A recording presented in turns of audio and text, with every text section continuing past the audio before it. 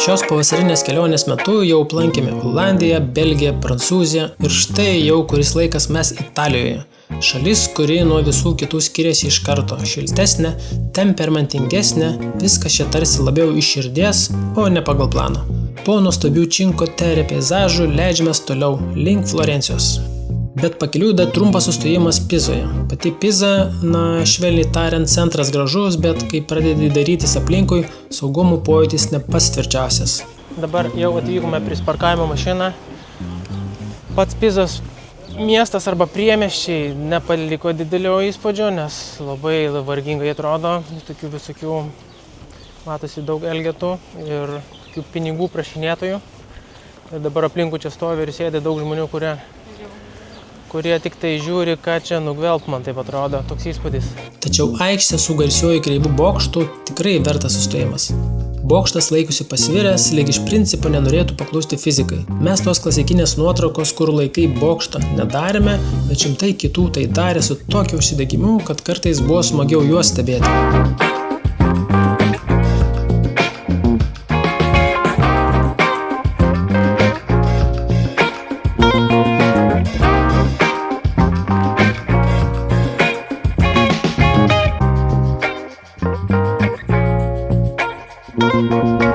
Toliau, Florencija. Kuo arčiau miesto, tuo daugiau chaoso.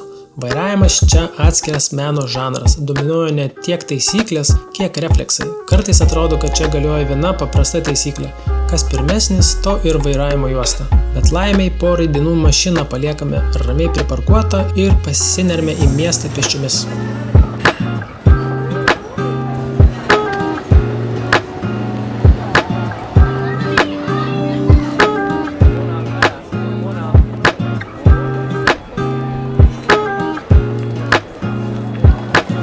Florencijos centras iš karto užburia savo dvasia. Gatvės pilnos gyvybės, muzikantai groja, žmonės šypsosi, vitrinose, ledai, saldumynai, rankų darbo dirbiniai. Kiekvienas kampas tarsi iš renesanso paveikslėlių. Pastatai tokie didingi, kad nuolat žiūri į viršų ir rizikuoja išsinarinti sprandą ir vis tiek nori žiūrėti. Tiesiog vaikštinėti po Florenciją jau pramoga. Tas jausmas, kai nežinai, kas tavęs laukia už kito kampo, gal meno kūrinys, gal gatvės muzikantas, o gal tiesiog geriausia kava, kokį esi ragavęs. Vienas įspūdingiausių dalykų tai Dovydo skulptūra. Štai pažiūrėkite, kokia gyva eilė stovi į Dovydo skulptūrą.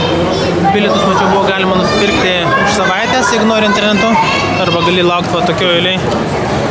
Vis dėlto bilietus, pamatysim Dovydą 1 valandą.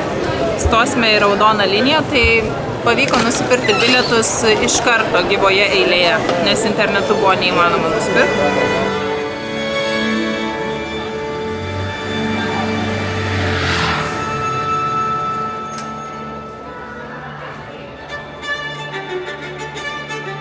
Mikelandželo šedevrą matyti gyvai tai visai kas kita nei nuotraukose. Daugiau nei 5 metrų marmurinis kūrinys toks tikslus, kad net gyslos matosi.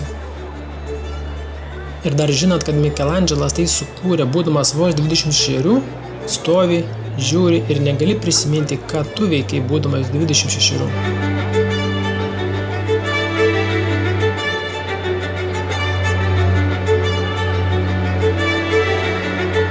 Pačioje galerijoje yra kitos Mikelandželo skulptūros, dar nebaigtos, tarsi žmonės būtų įkalinti akmenyje. Įspūdis tikrai stiprus. Toliau Florencijos katedra, dar vadinama Duomo. Tai Florencijos pasididžiavimas. Katedra, kurios kupolas inžinerinis stebuklas, dar ir dabar išliekantis didžiausių mūrinių kupolų pasaulyje, pastatytas be medinių sutvirtinimų dar 15 amžiuje. Brunelleschi išrado savo metodą, o dabar jo dėka galime stebėti šią nuostabią panoramą. Katedros išorė spalvota, murmurinė, įspūdinga, o viduje didinga rimtis ir freskos, vaizduojančios paskutinį teismą. Jei dar turi ištvermės po pasivaikščiojimo po miestą, jūsų laukia daugiau nei 400 laiptelių iki kupolo viršaus.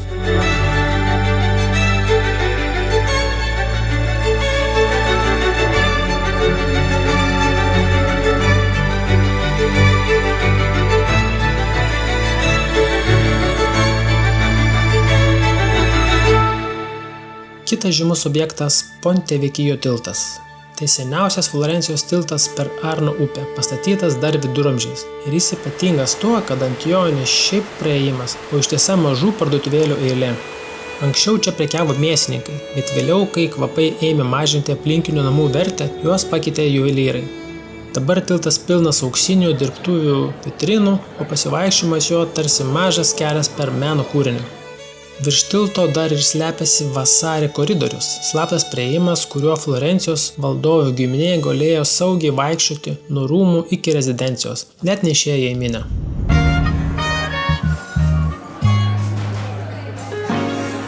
Ir aišku, maistas. Centrinė aikštė – tai vieta, kur akis laksto, skrandis dainuoja, o protas sako, gal užteks tų sumuštinių.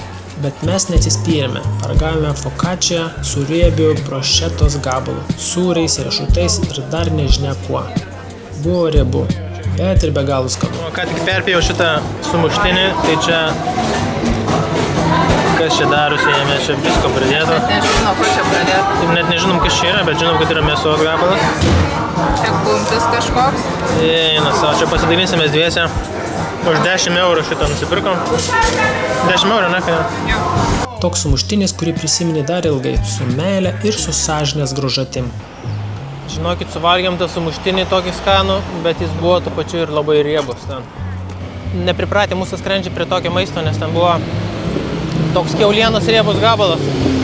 Ir dar su viskiais padažais ten ir su visokiais skanumynais, gardumynais, tai dabar vaikštam tokie. Eisim jaučiu kolos pirkti. Reikia kolos, kad biškį skrandį taip užkurtų ir suvirškintų.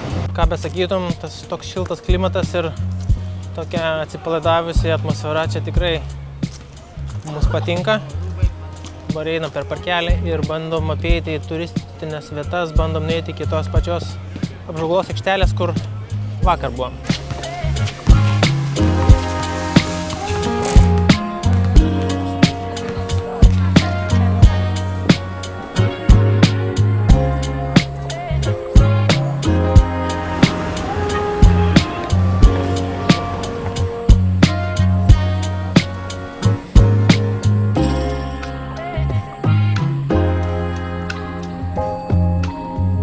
Ir galiausiai saulėlydis nuo Mikelandželo aikštės.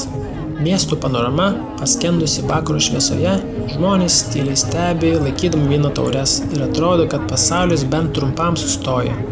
Ten Florencija atsiskleidžia visa savo esme – ramybė, grožis ir šiek tiek melancholijos.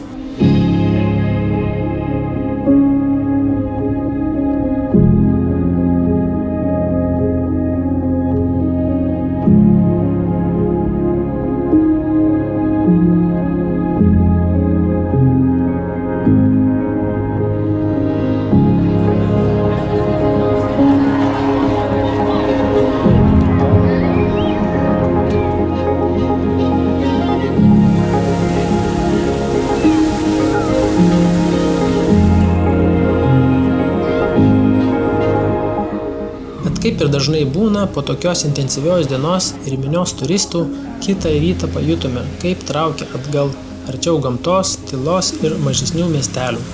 Florencija – tikras renesanso perlas, triukšminga, įspūdinga, pilna istorijos ir žmonių. Ir nors tai ne tas miestas, kuriame norėtume gyventi, tai miestas, kurį džiaugiamės pamatę.